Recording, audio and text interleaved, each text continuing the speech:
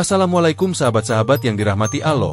Hari ini saya akan menceritakan kisah nyata yang penuh misteri tentang seorang pekerja yang menghadapi pengalaman mengerikan saat mengecat rumah yang sudah lama ditinggalkan. Rumah yang penghuninya telah meninggal, namun masih menyimpan rahasia kelam. Namun sebelumnya, saya sarankan untuk menuliskan sholawat Nabi Muhammad agar kelak sholawat ini menjadi saksi untuk mendapat syafaat di akhirat. Like dan subscribe ke channel ini sangat membantu menyebarkan kisah penuh hikmah dan menjadi amal jariah. Namaku Doni. Aku sudah bertahun-tahun bekerja sebagai tukang cat bangunan. Pekerjaanku datang dari berbagai sumber, biasanya dari mulut ke mulut. Tapi kali ini berbeda. Seorang pria bernama Pak Surya mendatangiku dengan tawaran yang sulit kutolak. Don, ada kerjaan ngecat rumah tua di pinggiran kota. Kamu mau? Gajinya lumayan, 6 hari kerja. Bayarannya 3 kali lipat dari biasanya, katanya. Aku langsung tertarik. Bayaran sebesar itu untuk pekerjaan yang hanya 6 hari terdengar sangat menguntungkan. Tanpa pikir panjang, aku mengiyakan. Esok paginya, aku berangkat menuju lokasi yang diberikan. Saat aku sampai, bulu kuduku sedikit meremang. Rumah itu besar tapi tampak usang. Catnya mengelupas, jendelanya berdebu, dan ilalang liar memenuhi halamannya. Sepertinya sudah lama tak dihuni. Pak Surya menungguku di depan rumah dengan ekspresi serius. Selesaikan dalam 6 hari, Don. Jangan tanya yang aneh-aneh. Dan kalau bisa, sebelum maghrib kamu sudah pulang, katanya sambil menyerahkan kunci rumah. Aku hanya tersenyum. Santai, Pak. Saya sudah biasa kerja di rumah kosong. Tanpa membuang waktu, aku mulai bekerja. Aku membuka kaleng cat dan mulai mengecat bagian luar rumah. Semuanya berjalan lancar, tak ada hal aneh. Saat matahari mulai turun, aku membereskan peralatan dan bersiap pulang. Tapi sebelum aku keluar dari halaman, aku melihat ke jendela lantai 2. Seperti ada seseorang yang mengintip dari balik tirai lusuh. Aku mengerjapkan mata. Ketika kulihat lagi, tak ada siapa-siapa. Aku menghela napas. Mungkin hanya bayangan atau pantulan cahaya. Dengan cepat, aku meninggalkan rumah itu.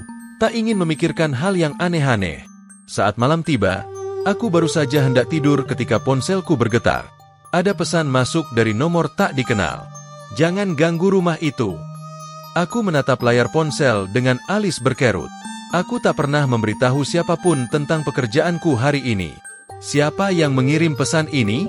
Aku menatap pesan itu cukup lama sebelum akhirnya memutuskan untuk mengabaikannya. Mungkin hanya teman iseng atau salah kirim. Aku meletakkan ponsel di meja dan mencoba tidur. Namun, sekitar tengah malam, aku terbangun karena suara aneh dari luar rumah. Awalnya pelan, seperti suara langkah kaki yang menginjak dedaunan kering. Aku menajamkan telinga. Jantungku mulai berdetak lebih cepat. Langkah itu berhenti tepat di depan jendela kamar. Aku menahan napas. Perlahan, aku bangkit dan mengintip dari balik tirai. Kosong. Tidak ada siapa-siapa di luar. Aku menggelengkan kepala dan kembali berbaring. Mungkin hanya hewan liar yang lewat. Keesokan harinya, aku tiba di rumah tua itu lebih awal. Aku membawa perlengkapan tambahan, termasuk radio kecil agar suasana tidak terlalu sepi. Aku mulai mengecat bagian dalam rumah, memutar musik dari radio agar aku lebih fokus. Tapi sekitar tengah hari, suara radio tiba-tiba berubah. Lagu yang tadi mengalun kini terdengar seperti suara bisikan pelan. Aku mematikan radio, mencoba mencari penyebabnya. Kemudian, sesuatu yang lebih aneh terjadi. Saat aku mengecat dinding ruang tamu, aku melihat sebuah noda berbentuk wajah samar. Sekilas, wajah itu tampak sedang menjerit. Aku mundur beberapa langkah, merasa merinding. Mungkin ini hanya efek cat yang belum merata. Aku mencoba menutupinya dengan lapisan cat baru. Namun, semakin aku mengecat, wajah itu semakin jelas. Aku mulai merasa tidak nyaman. Lalu, terdengar suara ketukan pelan dari dalam lemari tua di sudut ruangan. Tok, tok, tok. Aku menoleh dengan cepat. Lemari itu tampak tertutup rapat. Aku menelan ludah. Ketukan itu kembali terdengar. Kali ini lebih keras. Tanganku sedikit gemetar saat aku berjalan mendekat. Aku meraih pegangan lemari, menariknya perlahan. Pintu lemari terbuka dengan bunyi berderit yang nyaring. Di dalamnya, hanya ada beberapa kain lusuh. Tidak ada apa-apa. Tapi yang membuatku nyaris melompat adalah tulisan yang terukir di kayu bagian dalam lemari. Aku masih di sini. Aku berdiri kaku di depan lemari tua itu. Tulisan di dalamnya tampak seperti digores dengan benda tajam. Aku masih di sini. Kata-kata itu membuat tengkukku meremang. Aku segera menutup lemari dan kembali bekerja, berusaha mengabaikan perasaan tidak nyaman.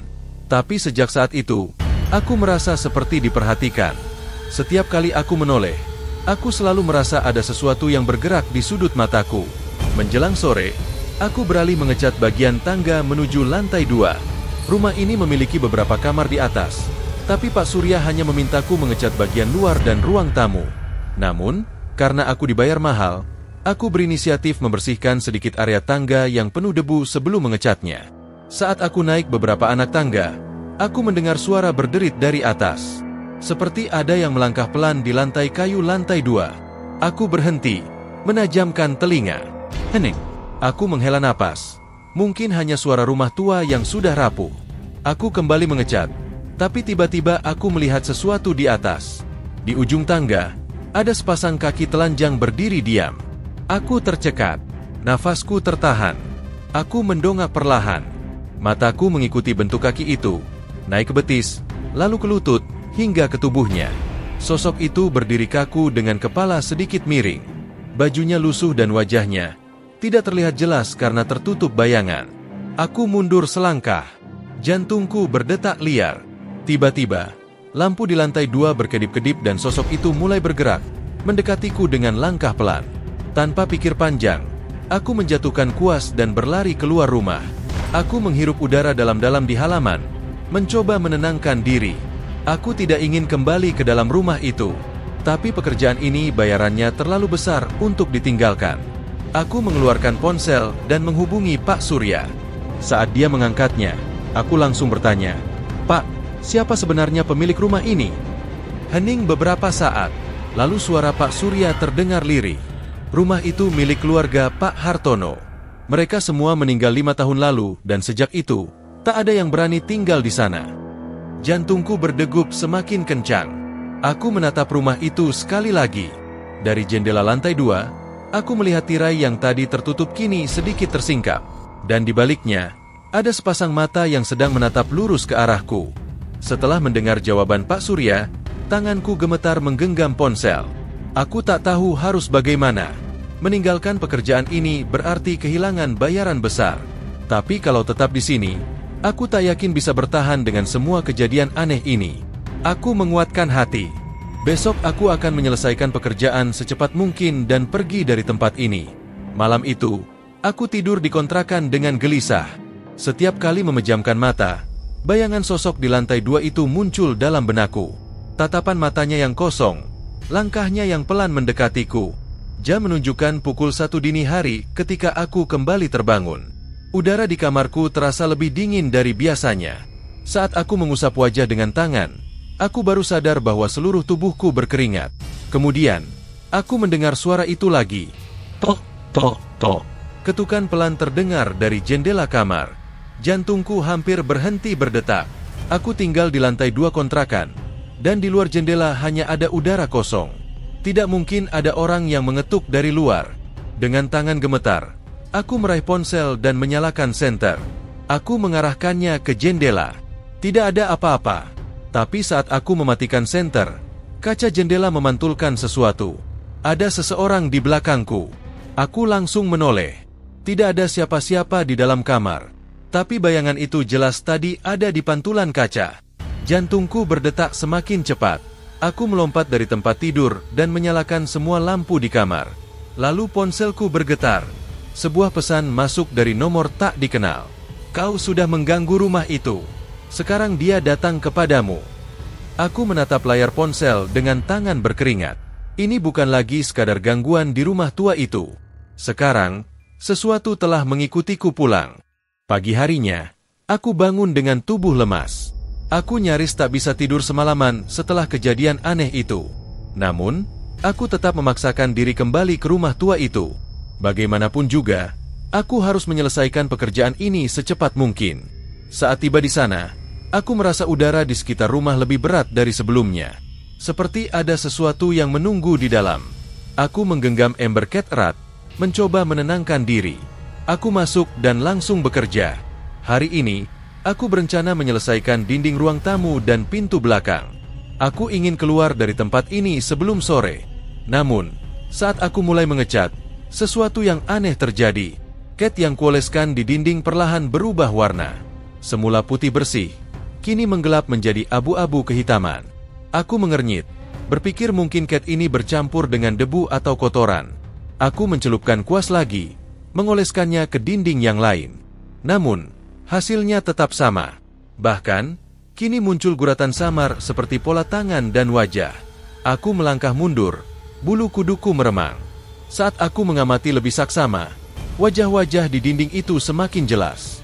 Mereka seperti sedang menjerit. Tiba-tiba, terdengar suara langkah berat di lantai atas. Aku langsung menoleh ke tangga.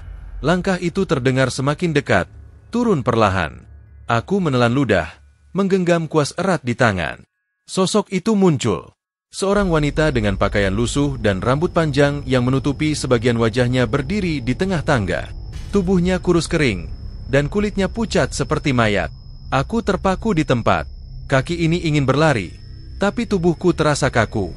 Wanita itu menatapku. Matanya kosong, tapi aku bisa merasakan kemarahan dari sorotannya. Kemudian, bibirnya bergerak.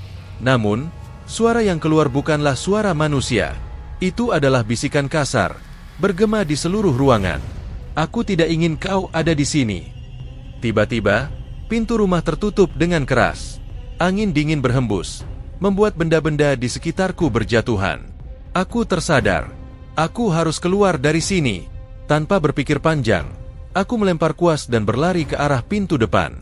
Namun, ketika aku mencoba membukanya, pintu itu terkunci rapat. Di balik pintu kaca, aku bisa melihat bayanganku sendiri.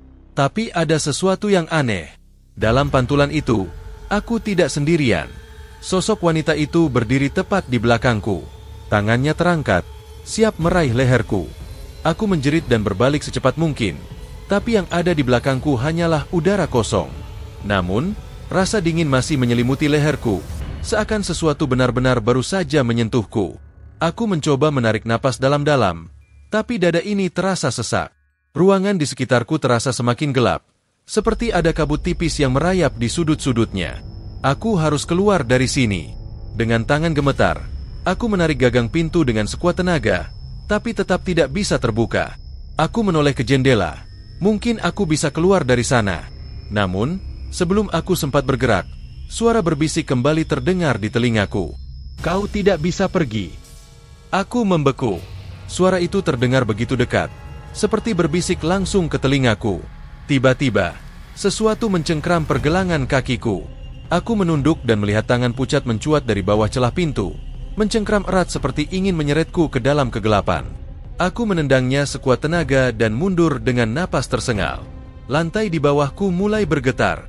Dari sudut ruangan, lemari tua yang semalam sempat kubuka mulai bergerak sendiri. Pintu kayunya berderit pelan, terbuka sedikit demi sedikit. Aku tidak ingin melihat ke dalamnya, tapi sesuatu di dalam lemari itu membuatku tak bisa mengalihkan pandangan. Dari dalam kegelapan lemari, sepasang tangan kurus keluar, mencakar-cakar sisi pintunya. Kemudian, kepala seorang wanita muncul, rambutnya kusut menutupi sebagian wajahnya, dan bibirnya menyeringai lebar. Matanya hitam pekat. Aku berteriak, mengambil ember cat dan melemparkannya ke arah lemari. Suara dentuman terdengar, tapi sosok itu tetap diam di tempatnya, masih menyeringai ke arahku.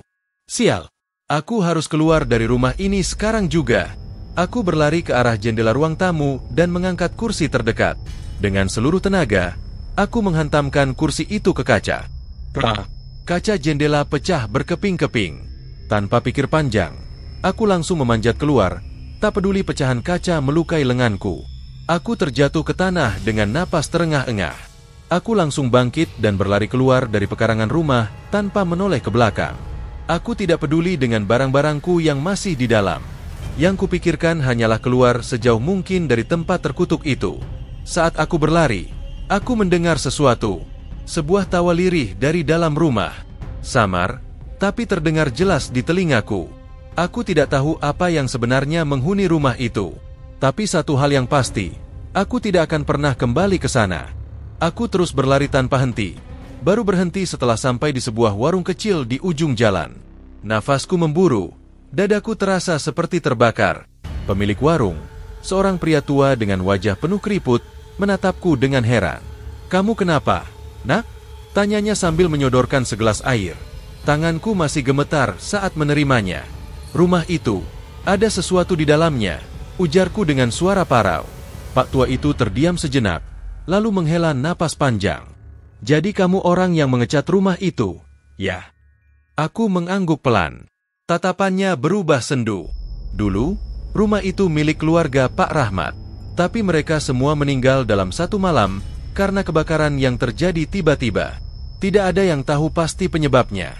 Hanya saja, setelah kejadian itu, rumah itu mulai dihuni oleh sesuatu yang bukan manusia." Aku merinding mendengar ceritanya. "Tapi kenapa tidak ada yang merobohkannya?" tanyaku, masih berusaha memahami semuanya.